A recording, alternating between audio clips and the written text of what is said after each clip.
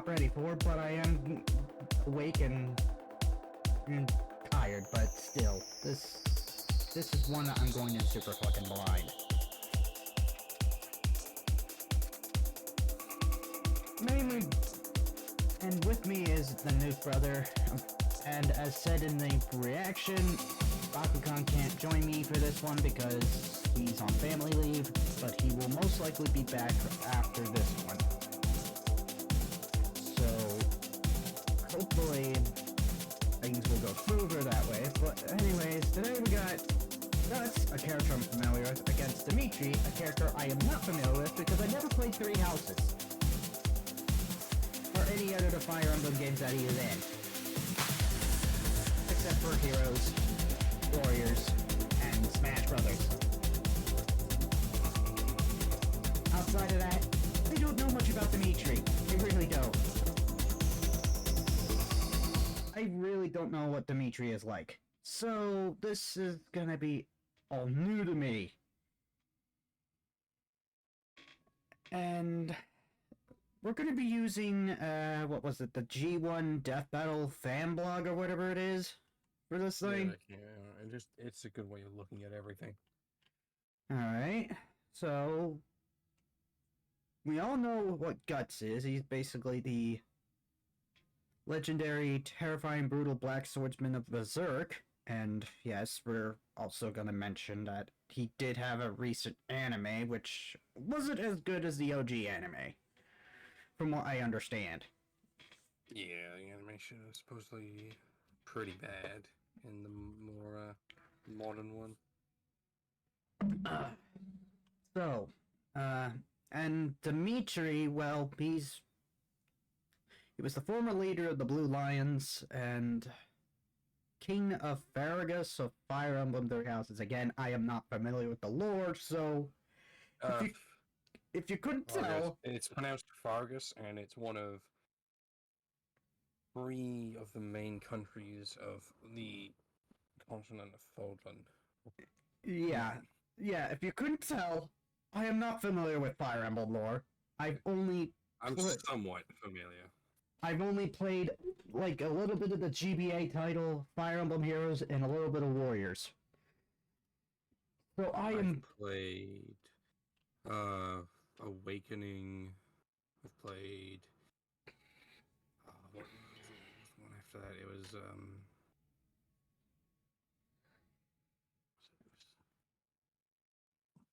So yeah, basically Fates. That's what I was. I've played Awakening, Fates. I've played some Heroes. I've also played some of the first English one, the one with Lynn. Yeah, that was the one that I played. That's why I call it Fire Emblem GBA, since not to be confused with Fire Emblem 1. Yeah. That took years to get out of Japan. Yeah.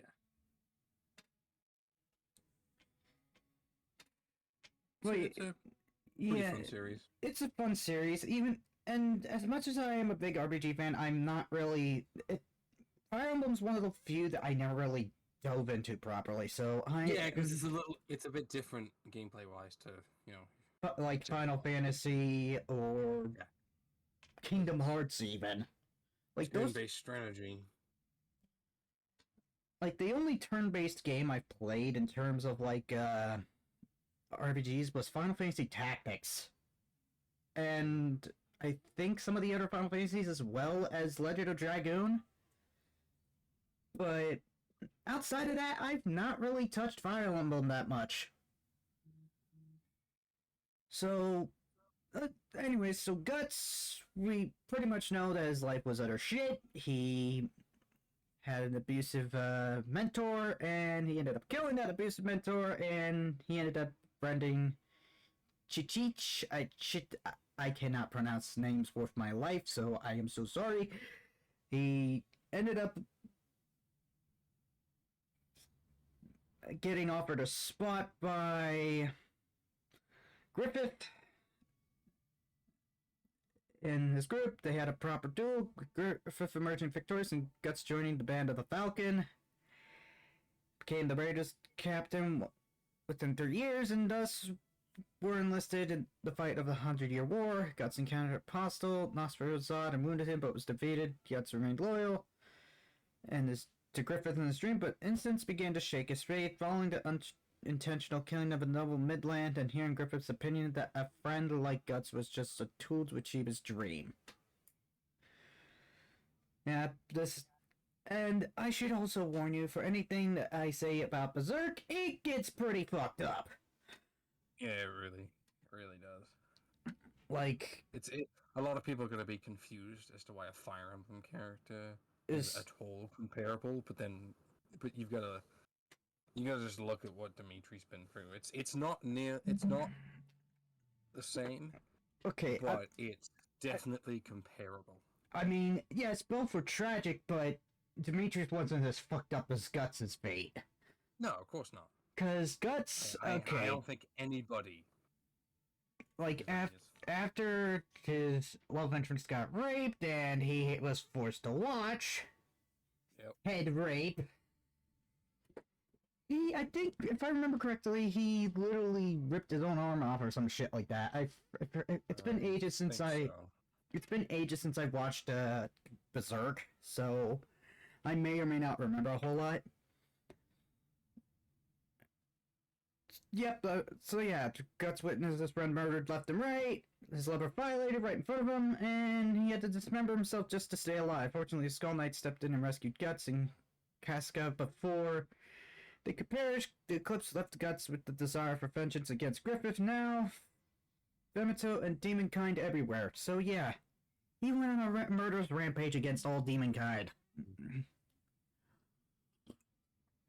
All because of those tragic events.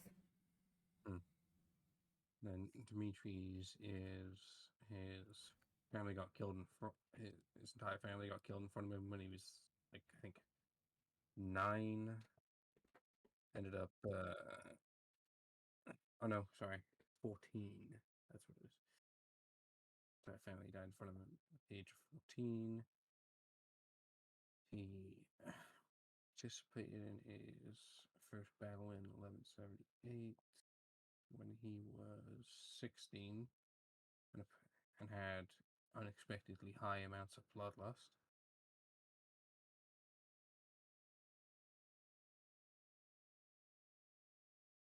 He ends up finding out that the person responsible technically was his childhood friend and basically went on a vow of revenge, hunting him down until one of them dies in like every storyline. Because branching narratives, they're always fun. Yeah, that's probably the other reason why I was turned off from Fire Emblem was because of the branching narrative. Well, Free Houses is the only one with like a true branching narrative. Oh. Everything else is just slightly different depending on who lives and dies, but the main story mostly follows through. Fates was the first one that technically had alternate storylines. Okay. But it was more. There was 3 choices. You could pick either side. There were 2 sides in a conflict. You could pick either one to side with, or choose not to side with either of them, and that was the true story. With Free Houses, you don't know which is the true one. They're all equally likely. I think most people pick what is it? Crimson Flower, I think is the name of it, as the one to choose. I could be wrong, but I think that's the popular one. Yeah, so of course, whatever Edelgard's path is, that I think is the most popular one, which Dimitri ends up dying at the end of because he just cannot let go of his rage. And so there's only one for Dimitri that he doesn't die in, from what I'm understanding. Yeah, which is the path that you take with the Blue Lions, which I don't remember the name of. Damn. Talk about tragic. So, and so far up to the point in the latest Berserk chapter, they're embarking on a rescue mission to recover Casca, who's now being held in Falconia Griffin's domain. So this Guts has been through a lot just to get Yes. on this quest for vengeance against Griffin.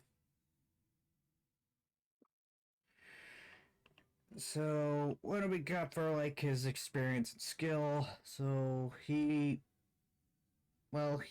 was thrust into battle combat by his adopted father Gambia and forced to learn the skills necessary to survive or perish. From him, learn techniques such as the murder stroke and the means to restraining enemies wearing a full plate of armor with a sword.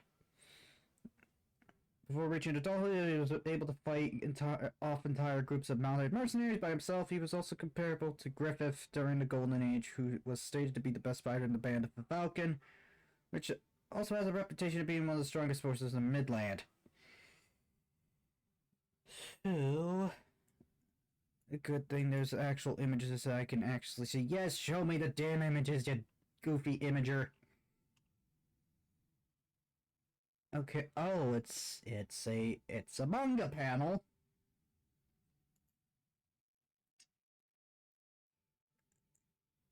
As the Falcon's rear guard, he was once more able to fight multiple opponents single-handedly. He continued ascending the rank up until he became the captain of the raiding party, and during this time, he had his first encounter with Nosferatu Assad, who considered him the most worthy foe he had ever battled in the three countries. And no, this is not Dracula Nosferatu. This is just a totally different character. Yeah, totally different character. Notably, Zod has killed thousands of people through centuries of warfare and does not depend on his strength as an apostle, but his skill with the blade. One of the most impressive displays of skill during this time was when Guts showed himself to be capable of slaying 100 men in a single battle while suffering from debilitating injuries. Okay, let me see what the hell this manga panel has to offer. Yep, that is literally brutal, of course.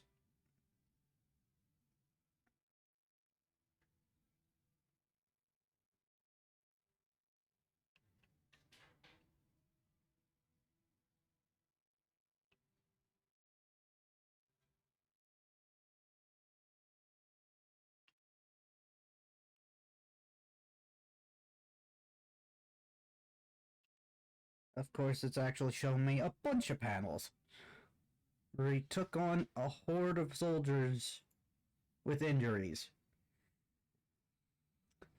Oh, goodies. He can battle members of the Bakiraka, such as the Salats, who are feared as the most lethal assassins in the ancient kingdoms, and against Serpico, who was abusing the terrain advantage. He was still able to anticipate his movements and in turn his environment against him.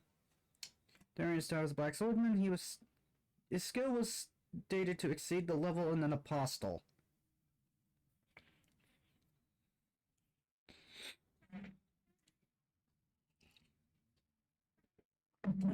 Okay, so Guts got some decent skill. What about Dimitri? Let's see here. Like most other characters in Free Houses, he's able to master a number of different disciplines, with the primary of those being the lance. He's not limited to that, though. We can pretty much... Free Houses characters can go after almost every single type of weapon. But he does those lances most often, because he's got a special lance called... I think it's a red bar, I think is the name of it. Let's see here. A red bar. Yeah. And Guts is what? Heroes' relics. And we all know that Guts' weapon is the mighty Great Broadsword. Great Broadsword that he literally calls the Dragon Slayer. No, the Great Broadsword is different from the Dragon Slayer. Oh. The Dragon Slayer and then the Great Broadsword. Yeah. He's got a cloak, black swordsman armor, hand cannon. repeater crossbow, and good god, that animation is fucking terrible for Berserk. Yeah. So, I'm gonna let you people know now, if you ever watch Berserk, watch the original, don't watch the new one. Because, Like the character eyes. yeah, you got throwing But knives, yeah, bombs, salamander dagger, and elf dust, and berserker armor. in terms of equipment, Dimitri far outclasses Guts in variety and power, I guess. So, So much. so Dimitri's outclassing him in gear. Yeah, hands down. And ability is a casualty, the struggler. He's got pretty insane endurance. He's got brand of the sacrifice. Air. Guts has a lot of cool abilities in terms of just pure endurance and resilience and just surviving. Yeah, so he's got. And it's incredibly impressive, but Dimitri has so many skills from his various classes. Huh, I didn't even realize there was a PS2 video game for Berserk. Yeah, there's a few games actually. So He gets a like a rage mode in them that you can do more damage in, which is kind of cool. I think it was called Beast of Darkness. Or Something like that. It says somewhere in here. Beast of Darkness with the lowest steps of Guts' ego. No, Besides, it's just Berserk mode. Beast of Darkness is different. okay, so the Berserker armor is probably the Rage mode, I guess. Yeah, in the games he puts the Berserk. It's Berserk mode, I think. So casualty manipulation, limited. See a casualty. Temperatures, high temperatures. See endurance. Okay, so it's just telling me to go back to endurance and whatnot. So he's got lightning. He's got mind manipulation and madness manipulation, fear manipulation, telepathy, and pain manipulation. His resistance has mostly come down to the fact that he's just that good at surviving shit that he shouldn't. But will he be able to survive Dimitri? I highly doubt it. I believe it's that Dimitri just outclasses him in most areas. That it'll be a hard fight for Dimitri because Guts is just going to keep coming at him. So we got. But I think, yeah, with just the amount of things that Dimitri has, the fact that he end before he gets through all of them. The fact he has status effects and death manipulation resistances. The cool part is that Fire Emblem weapons have clear durability numbers. Like you can only use them a certain number of times before they break. Basically like any RPG. Yeah. Whereas the Dragon's Lair doesn't. That thing doesn't break. So gear breaking advantage goes to It's not gonna matter because Dimitri just has access to so many weapons. Even if you give him one of everything, because that's theoretically something you can do. Despite in the games you tend to only have 5 inventory slots, but I think it's an argument as to whether you give Dimitri access to all the weapons or you try and figure out a 5-slot inventory that would be most appropriate. So I think they'll try and go with considering everything. Yeah. In that case, he just overwhelms him with the sheer number of things. Even if you only gave him, in terms of weapons, the hero's relic, a red bar, he has more than enough skills and abilities and various other items that you can just hold on his person to just overwhelm Guts. So warriors, in Fire Emblem Warriors, there's an awakening gauge, which again I haven't really got that far since I never really got to play it properly. We wouldn't be considering Warriors. We'd be considering Free Hopes, which is a similar kind of gameplay. Yeah. I don't know if there's this awakening meter in it though. Every character in Fire Emblem Warriors 3 Hopes, every single character has an access to an awakening form as they deal damage to enemies in battle. Right. There you go. And there's also the Savage board, but that's heroes, and I don't think they're gonna probably go into that territory. Probably Unless won't get the scaling, but there's nothing to say he can't get those abilities from it. It's hero scaling is weird because technically it's canon, I think, but then it's like it's so much more, so much higher in stats across the board that it kind of is a weird. It's just a weird scaling thing. yeah. Because I calced a feat once from heroes. He does gain two specific skills from this change, called Night Sky and Glimmer. Yeah, let me find the feat that I calced.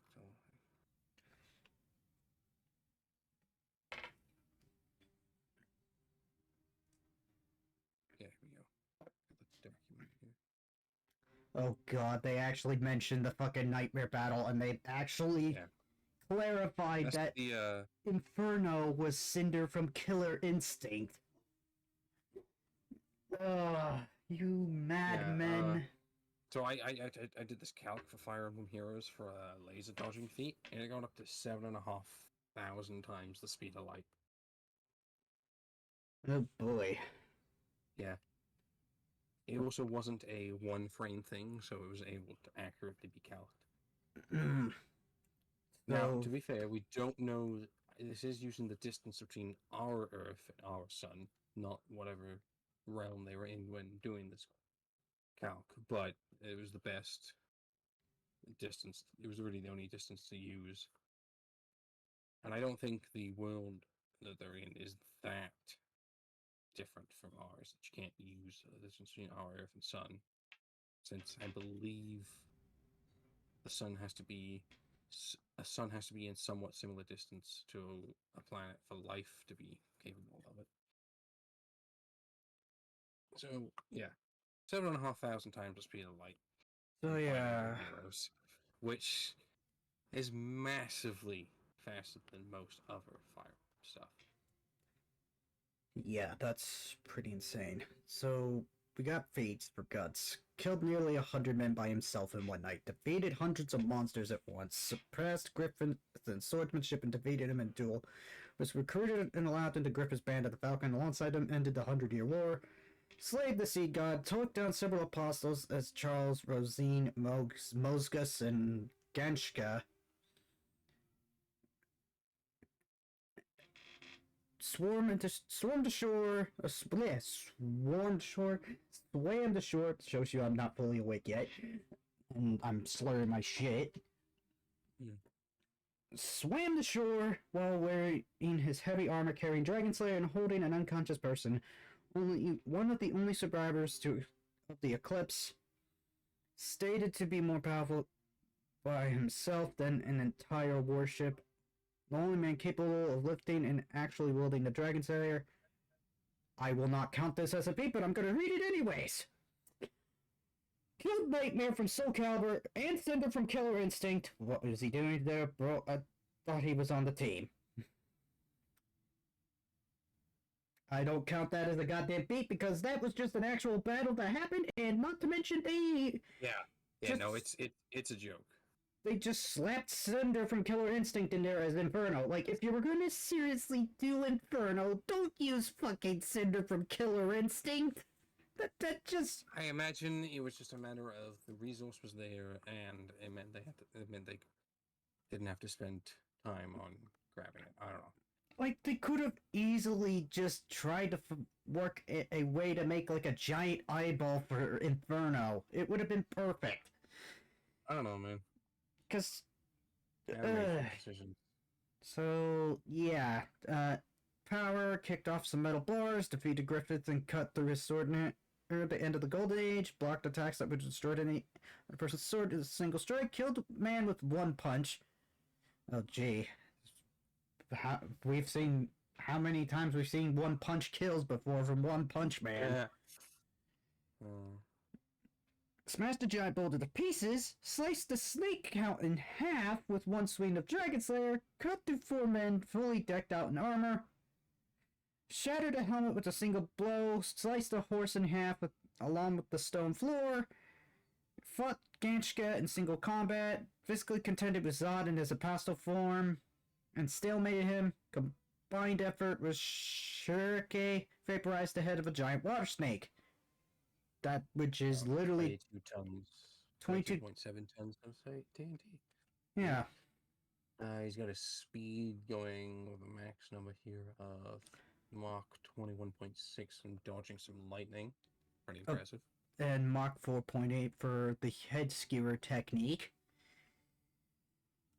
Couple of durability feats with no numbers, but probably fairly comparable to his attack output.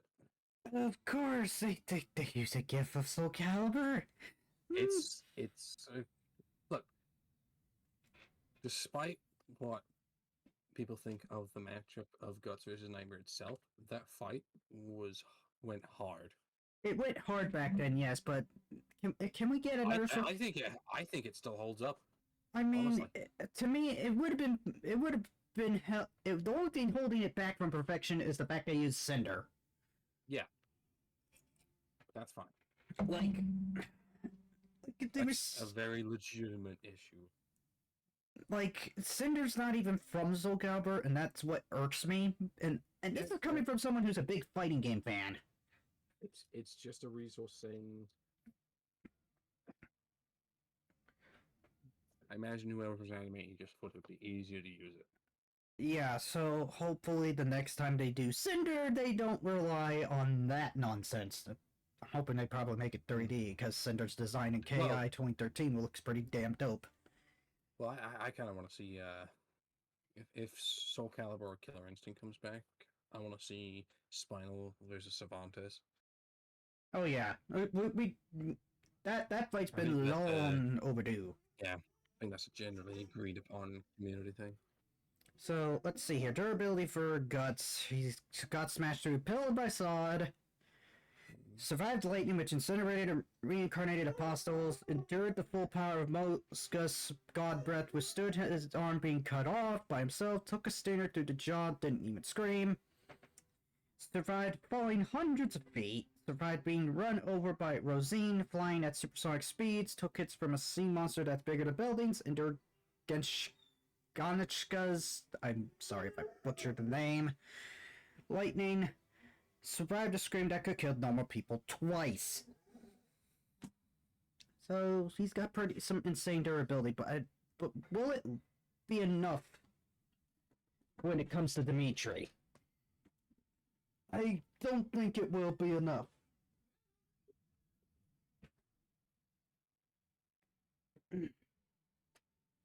I really don't think it's going to be enough durability, and since my mom has come home from work,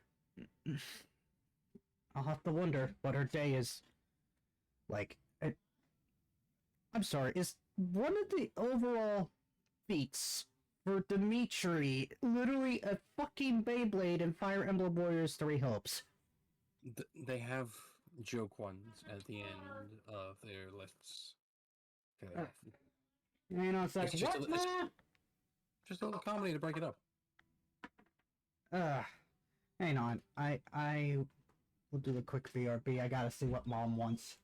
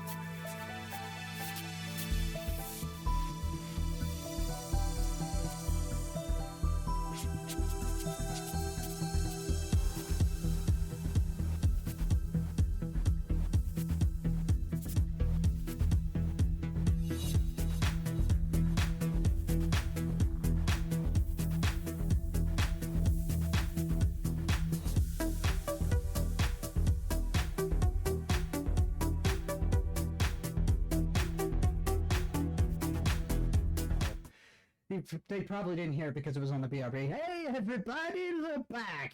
Now, Oh, I see. You paused it. Okay. yeah, it was on the BRB screen from my stream. So this is the only. This will probably be the only prediction, hopefully, that doesn't use the BRB screen, because I wasn't really expecting me to have to go fill the dog's water, but it is what it is. Things happen. Anyway, check out my channel on YouTube. The Nuke Brother that I've been tagging countless times throughout recent reactions. But anyways, what we were saying about feats for Dimitri. Well, I think you got all the way to the overall ones because you made a comment about the joke. Oh, he defeated Hedgewolf, Edelgard, or I don't know how to pronounce these names. I suck. I can do it. Go right ahead and read the Dimitri stuff, because it's gonna make my tongue twist. All right. Defeated Hegemon Edelgard. Claude, I believe it's pronounced Phallus or Fails. I could be wrong. I might have to look that up. Hubert, Cornelia, several demonic beasts. Single-handedly wiped out Imperial units for 5 years. That's during the time skip that happens in the game. I believe that's the only thing that takes 5 years. So maybe I'm wrong, but fought off entire armies for 3 days before collapsing from exhaustion. Became a fantastic king to Fargus in like one of the timelines. Successfully fought off both Edelgard and Claude's armies at the time. Considered the strongest man in all of Fargus. Won the Battle of Eagle and Lion and skirmish at Gondor Field in the Azure Moon route. Master Tactician Claude didn't think he could beat Dimitri in a fair fight. Defended Garrett Mark from the Imperial Army till Bila fell down a cliff. And then the joke at the end, he's a fucking Beyblade in the Fire Emblem Warriors Free Hopes game. While he's swinging around his lance like crazy. So, can upheave massive chunks of earth with his lance swings, easily overpowered 4 Imperial soldiers at once. As per the benefit of being in the Warriors game, he can easily ragdoll dozens of fully armed soldiers with his strikes. As shown in the GIF.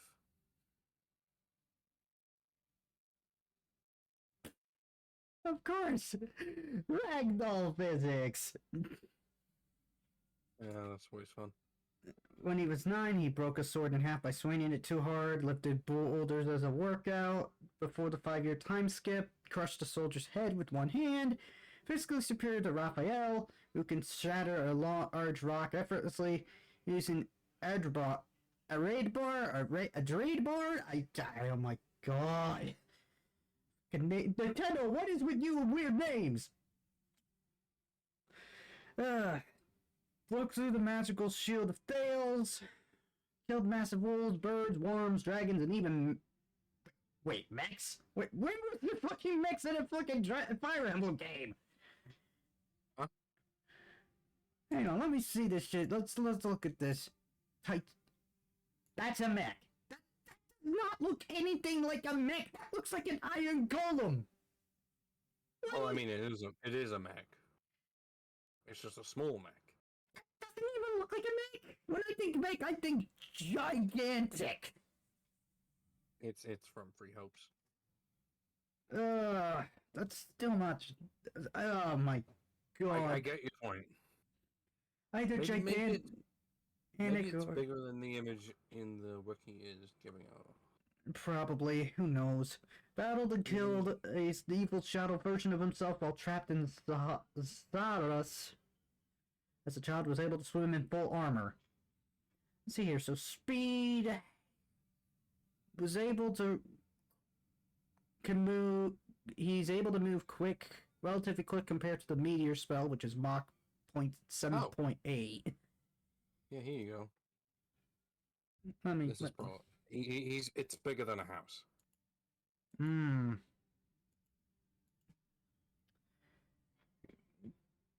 Okay then. So that is big. It is a mech. That is big. Okay. But the design reminds me of Dark Souls Iron Golem for some stupid reason. It also takes 4 spots on the game map. Damn. Can keep up with Felix, who can create after images, can dodge Rhea's Hoarfrost spell. More on this before the verdict. Dodged Hedgemon's Elderguard fireballs that were fired across the room they were in. Can swing his spear so fast he spins like a wheel while being able to move.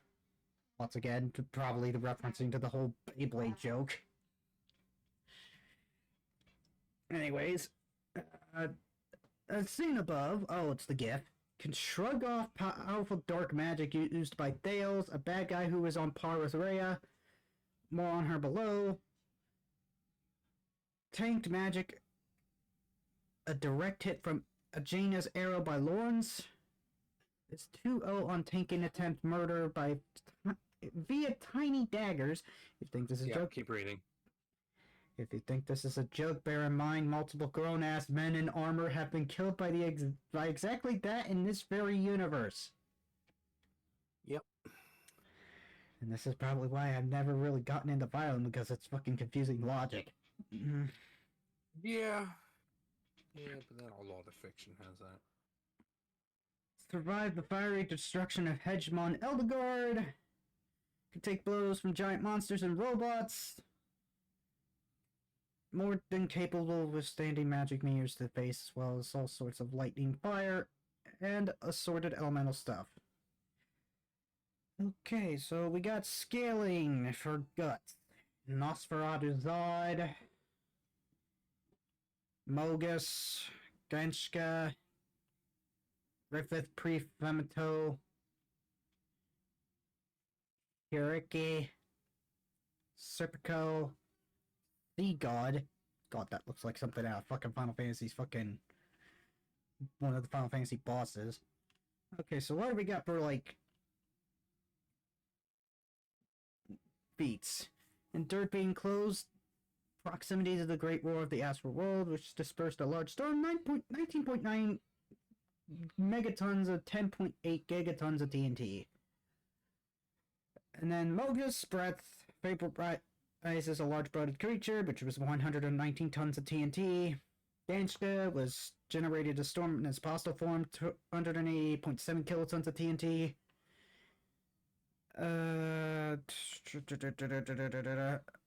Serpico, since it wasn't really giving me like a feat number for Griffith or Shirke. Let's see here. Serpico was able to intercept Ganshka's lightning, Mach 0.75. This in terms of speed. Once again dodged his lightning alongside Guts, Mach 14.5. Sea God was capable of breaking a large portion of the cliff, 3.5 kilotons of TNT. Oh boy. Let's see here, Dimitri. Let's see here. Yeah, rare and Nailguard scaling is pretty appropriate.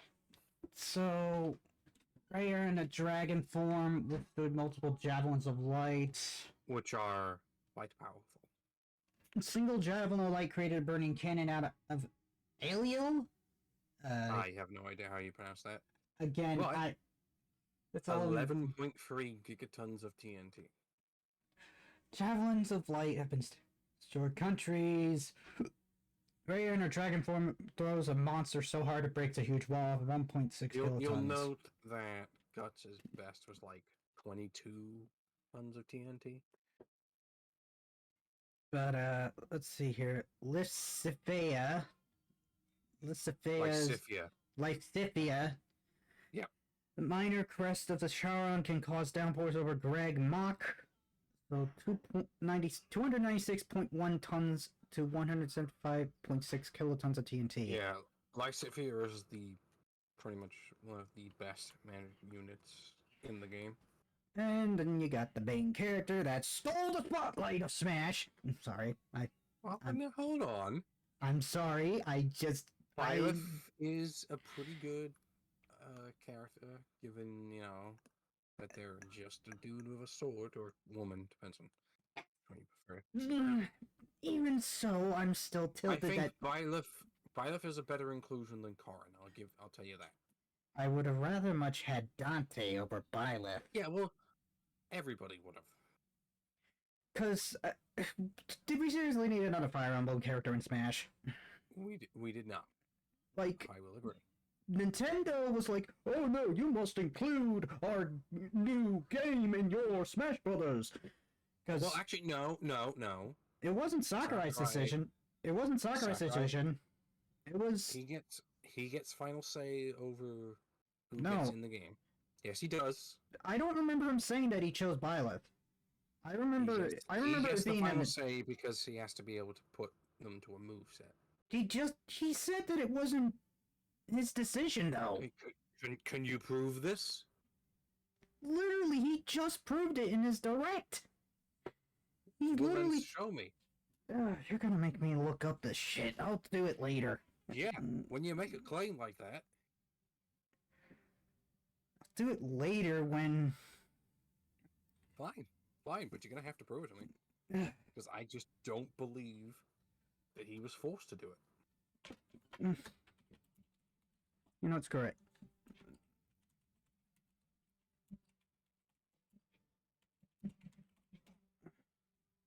See? Right here. Sakurai did not want Byleth. He doesn't choose the characters.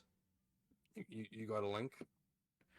Game facts right here. Oh, hang on. I gotta actually click the actual link because Google is a bitch. Yep.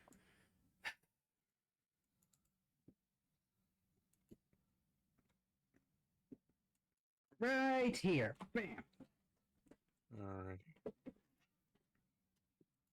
It even goes into the description in the comments saying, Byleth's inclusion in Smash Ultimate was not Sakurai's decision.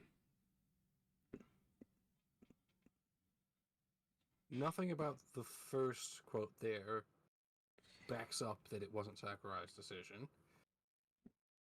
According to early translations, I know we're getting a little off topic, but we'll get back to it in a sec. Okay, the second one proves your point.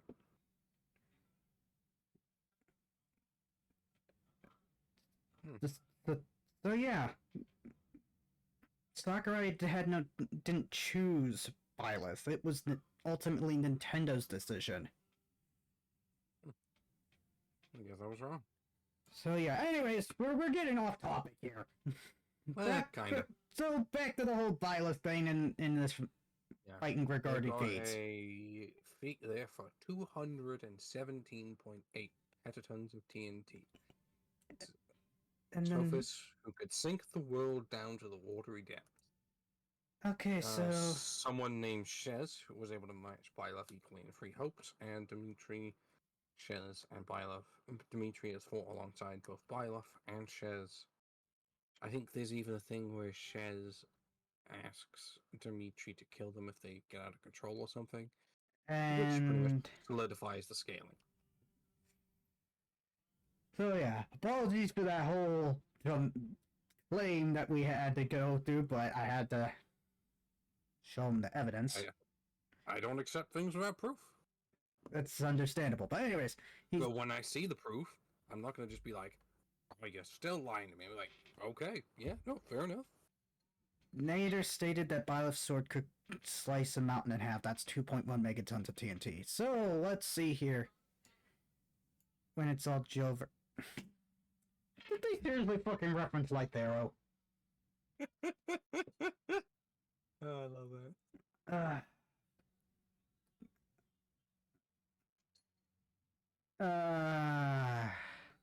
They're gonna joke at the end to the let's see here. EBX is kind of funny. Okay, even after regaining... Okay, so Guts' life has always been stacked against him. While he would be able to move past his burning hatred of Griffiths and sought his life for the sake of his girlfriend, Casca... Battle against losing himself to this extreme range is one Guts fights constantly. He can be pushed over the edge, and with the next explosion at his worst, he needs his allies to bring him back to sanity. Also, They're very broken men. Also, blonde-haired video game anime boys. Wait. Yep. It's It's a link to fucking Cloud versus Guts where they actually used the fucking materia prior to Link versus Cloud round 2. Yeah. Because it was still at the time when Link versus Cloud round 1 was actually wrong. I'm not saying that either outcome is wrong, it's just the way they executed the fight was done poorly. I mean, it's a DBX. No, I'm talking about Link versus Cloud round 1. The DBX was solid. The DBX was executed perfectly. Like, they actually used the fucking round materia. Round 1 is very old. Yeah, and the fact that they decided, oh, we're going with fighting game beats. That's not how scaling works.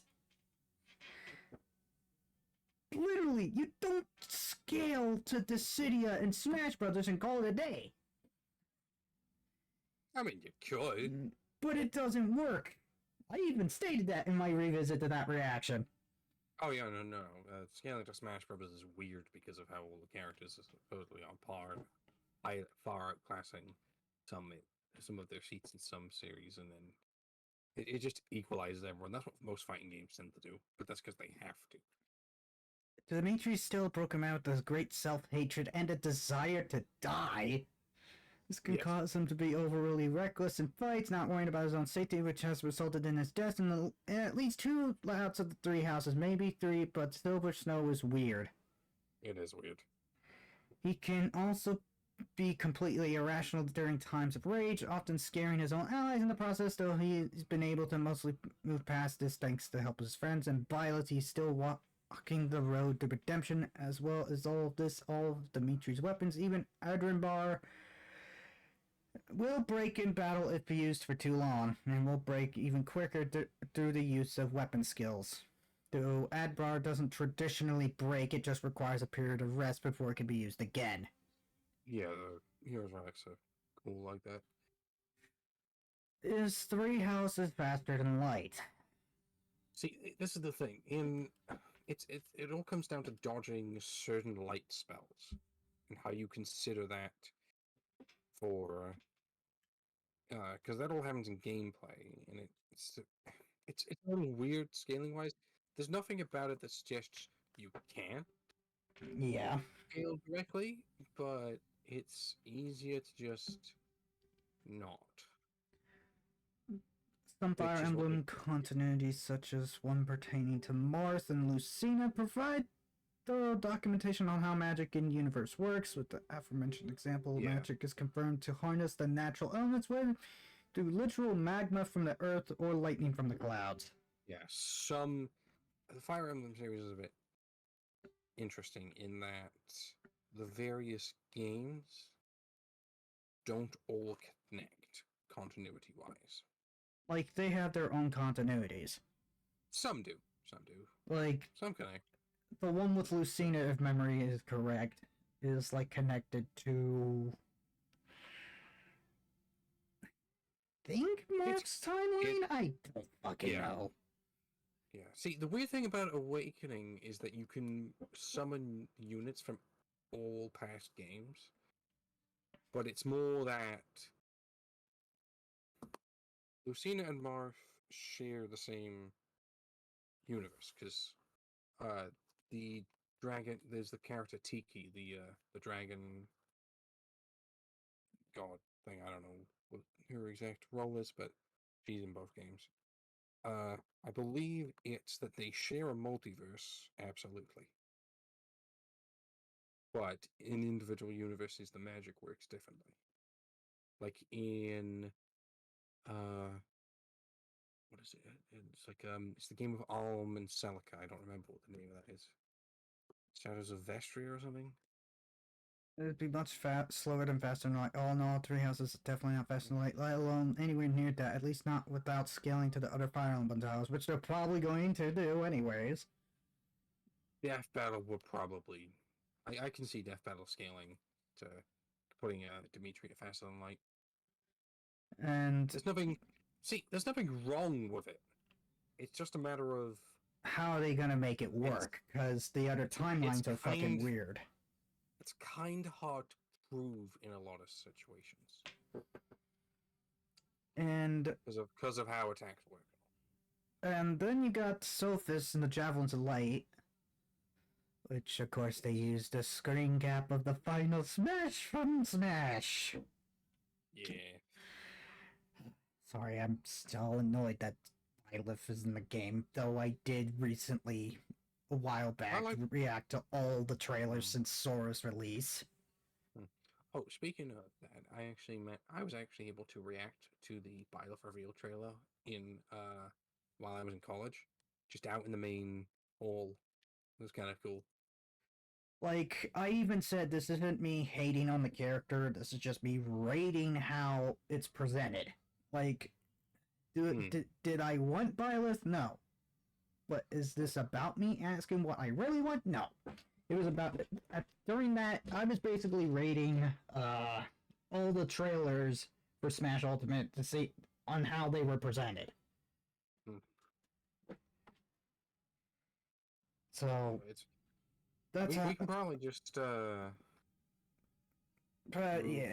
yes. Work through this down to the numbers if you want. So, the Great War of the Astral World. Verdict. Also matched for Byleth. He and after they taken all of Sussex' power, and she was able to flood the entire world. So while Black's they end up putting Guts at slightly faster, actually. Because if you're scaling Dimitri to just some of the various.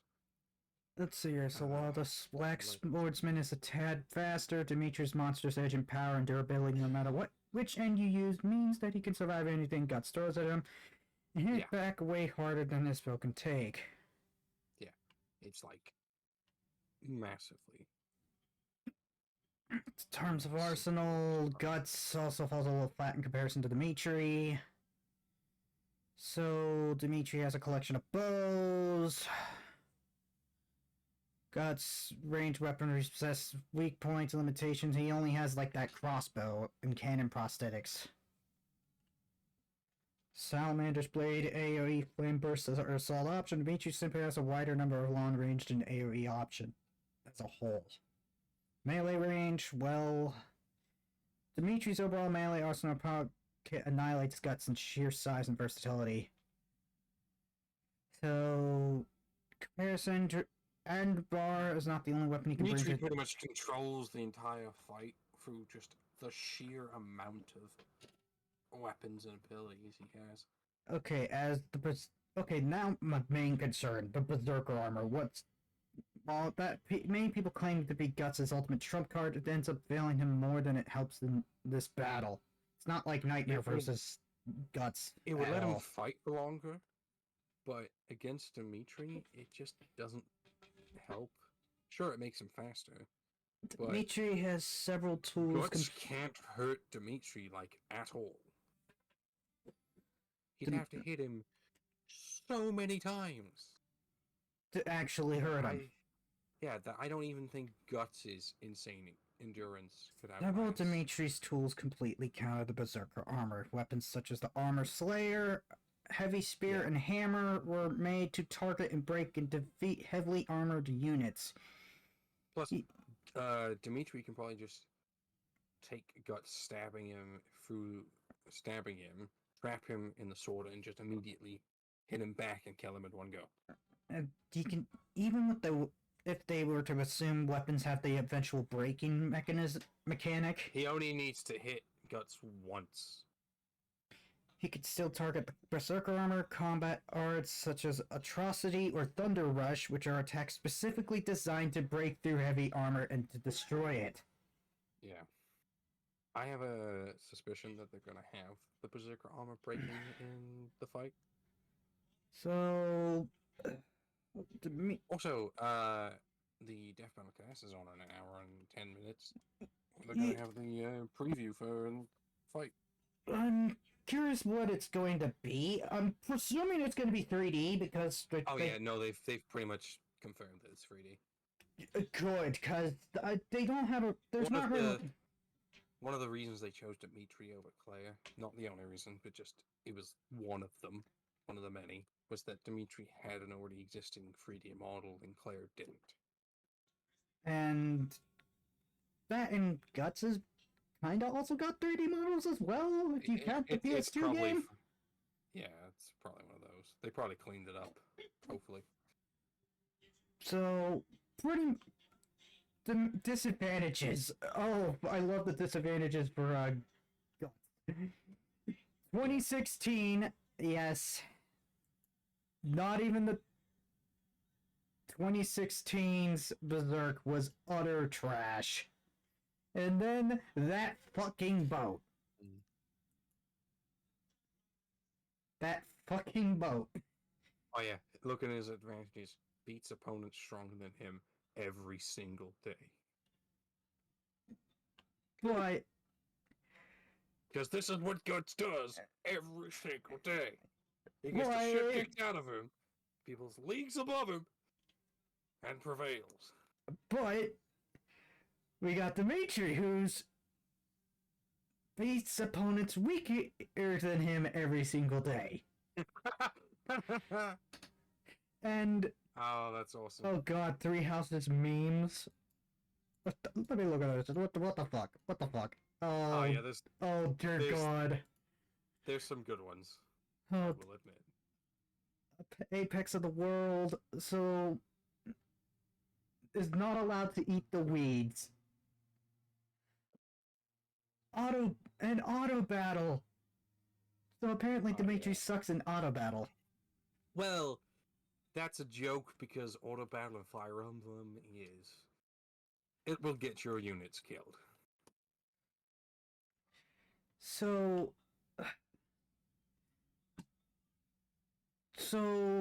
in conclusion to this, so even with Dimitri's massive strength and durability edge, it's still going to be a hard fight because of just how fucking durable and how much and Guts is just insane tenacity. He's never going to give up. oh yeah, pretty much the amount of people and with the speed, he's going to be able to dodge at least a decent amount of hits from Dimitri. And literally the amount of people have come to the conclusion that Dimitri wins this. While I'm not familiar with Fire Emblem, I have yet to play Three Houses. I don't know if I'm ever going to play Three Houses, though my cousin has recommended me Three Houses. It's a decently fun game. I played it. Will I ever play it? I don't know. It depends if people really want me to play it. Like, I know my cousin wants me to, but I gotta hear other people's thoughts and opinions on it. Like, I'm gonna bet you right now there's gonna probably be a bunch of Fire Emblem people literally telling me to play the game. And give the game a chance. Outside of the fact that Smash, well, let's face it, did Dante dirty. And pretty much had the joke on Max's channel being featuring not Dante from Devil May Cry. Which eventually led to his inclusion as a Mii costume. So yeah, final thoughts, Dimitri will most likely win. Based upon the amount of gear that Dimitri has. And Dimitri could just stand like 30 minutes or like 20 minutes away, just throw all his lances and shoot all of his arrows at Guts and probably win. Not to mention the magic that Dimitri has access to. yeah, so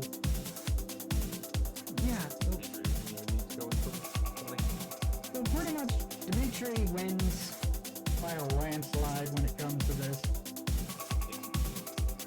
And yeah, that's this prediction.